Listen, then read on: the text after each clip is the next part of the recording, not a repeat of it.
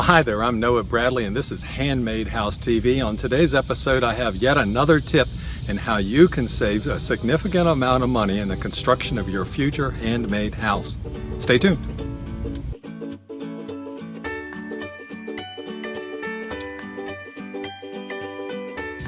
Well, okay, today I'd like to share yet another module within the Bootstrap Building Academy that I feel will help you achieve a lower priced, high quality home. Stay tuned.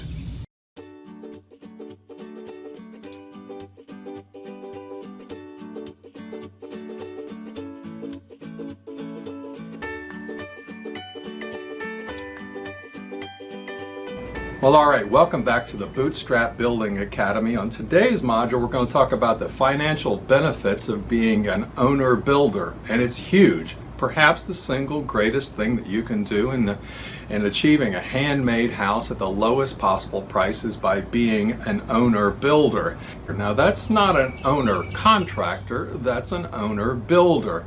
And before we move forward, we should talk about the benefits of being an owner contractor. Now, most of the individuals in the world today who build homes, who make a career out of building homes, are contractors. The duties of their job is basically of scheduling, of making phone calls, of getting bids, of going to the job site to ensure that each of the subcontractors are doing the work that they're intended to do, that they're supposed to do, and that they do it properly. It is a responsibility that needs to be performed in the construction of any home. The typical contractor for this service today charges between 15 and 20% for such a service as being a contractor.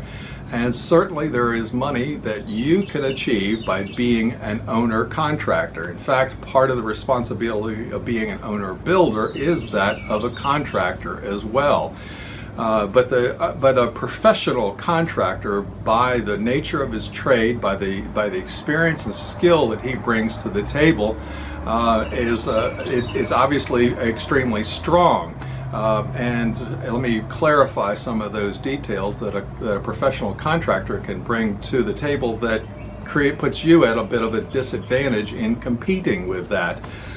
First of all, he obviously has years of experience. Someone who is well experienced can take care of something better and more efficiently than what someone who has never done it before. Be assured that all contractors have at one time built their first home, having never built one before. So everyone goes through the process of building a home if they've never done it before. Now, also contractors bring to the table, in addition to their experience, they also bring to the ability of mass volume responsibilities. That is, that if you're building your own home and you want to call the plumber, it takes the time to call that one plumber. If a contractor is building 18 different townhouses at one time, he can make that one phone call to a plumber and take care of 18 units at one time.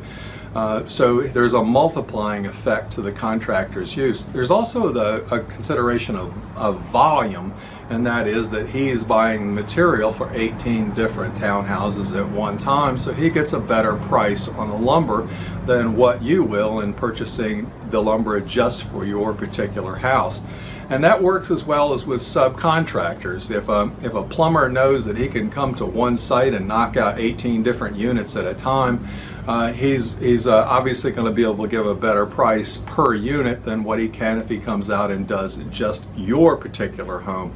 And there's also a loyalty factor associated with this, and that is that subcontractors will often give better bids to a builder who they've had a great relationship with and who they want to continue having a great relationship with.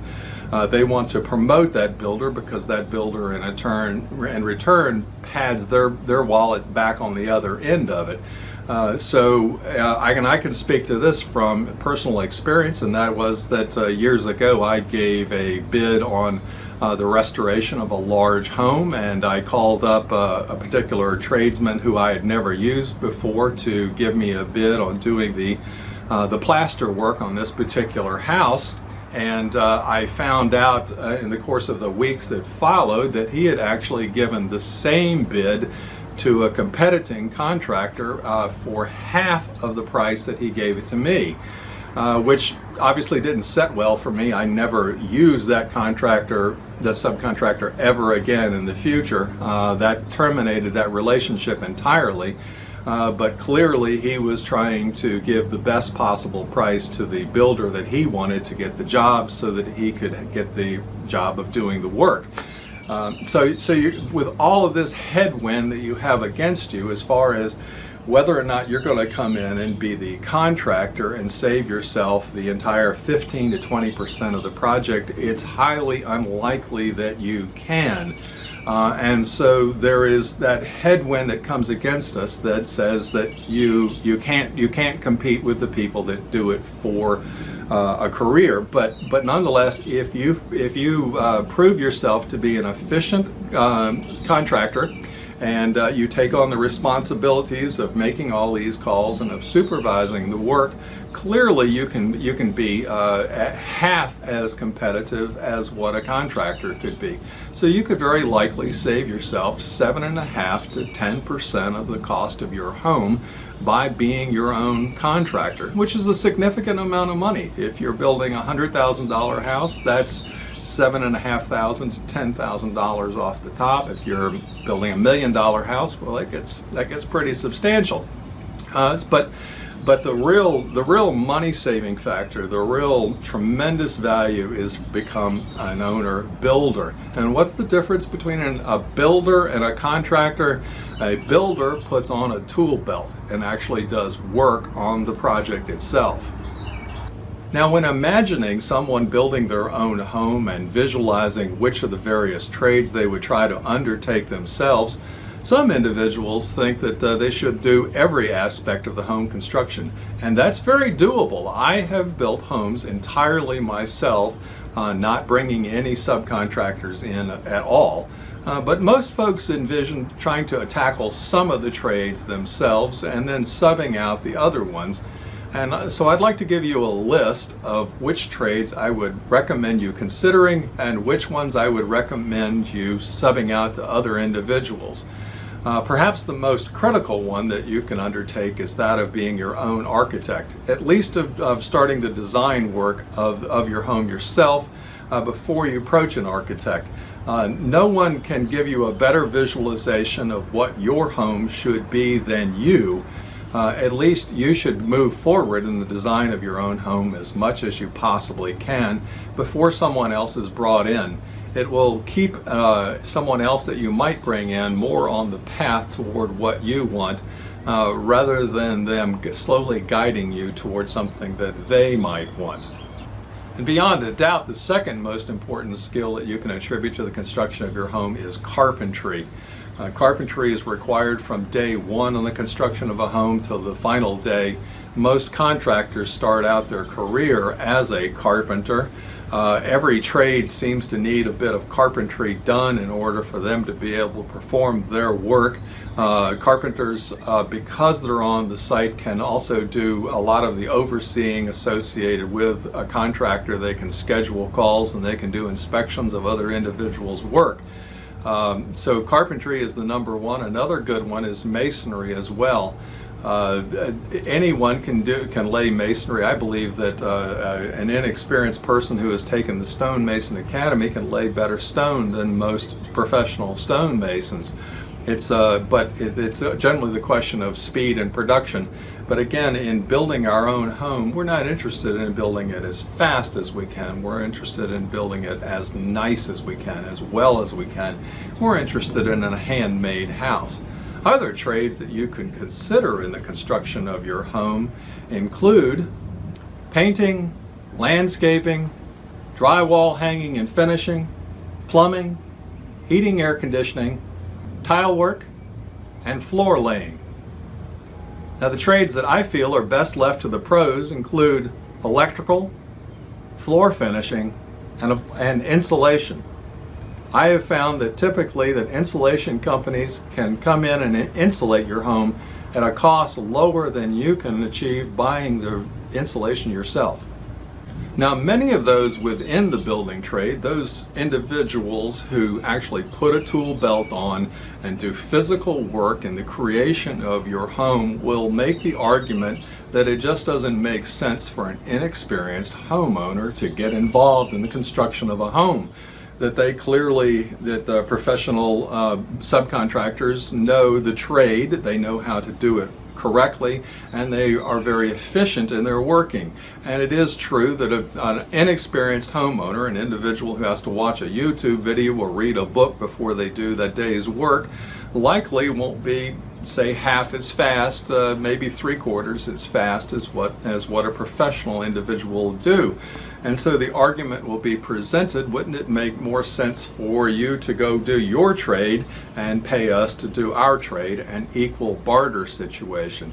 And that's the big crux, that's the big secret, that's the reason why financially it makes a huge difference if you participate, if you're a home builder, if you are building your own home, an owner builder, that you do take an active part in the physical work in building your home, and that is because there's no such thing in today's world of an equal barter. Now, if you can find an individual who is a plumber and you make just as much, and the plumber decides to work for you, and you decide to work for him directly, and you exchange services, well, that just might work out as an equal barter. But actually the IRS likes to get involved in such a situation itself and likes to tax both people.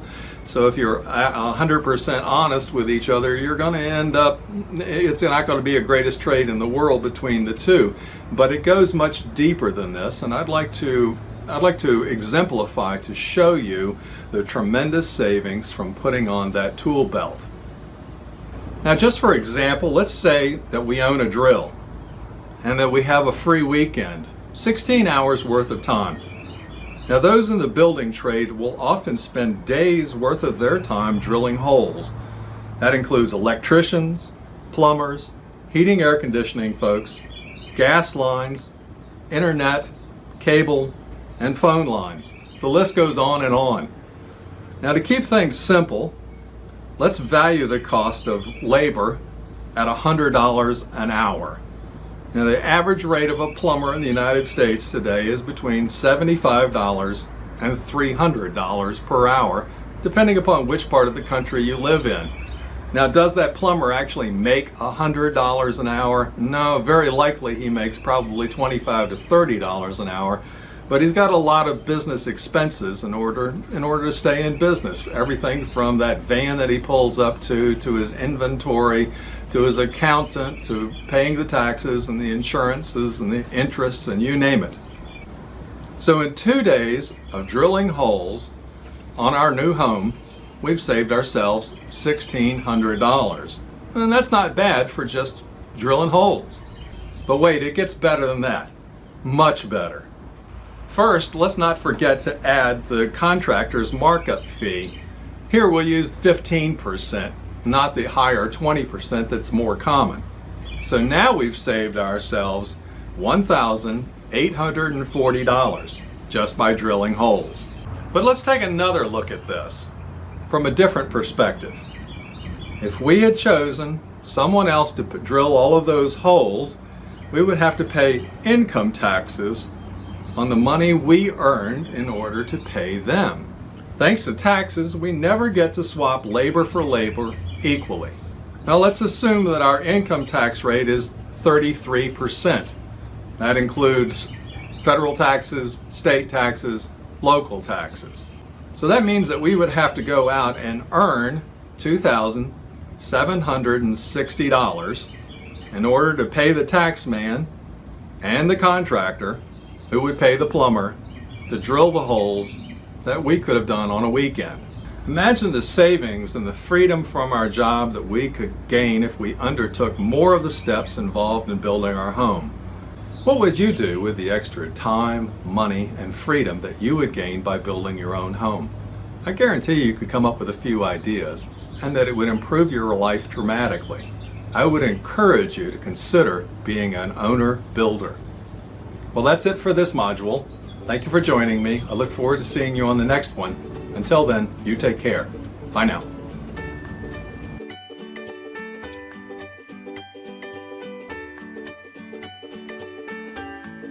Well, okay, I hope you enjoyed today's module. I hope you'll consider signing up for the Bootstrap Building Academy.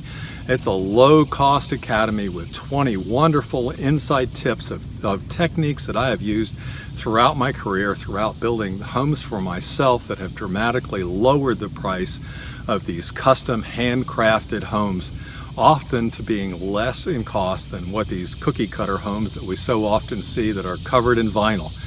Anyway, you guys take care. Come see us over at handmadehouses.com, and we'll see you next week here on Handmade House TV. Bye now.